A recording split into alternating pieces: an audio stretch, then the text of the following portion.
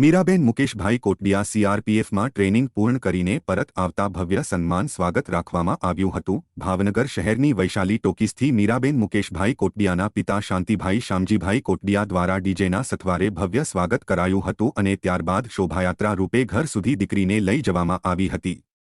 જો કે વરસતા વરસાદમાં પણ મોટી સંખ્યામાં ભાઈઓ બહેનો સ્વાગત યાત્રામાં સામેલ થયા હતા।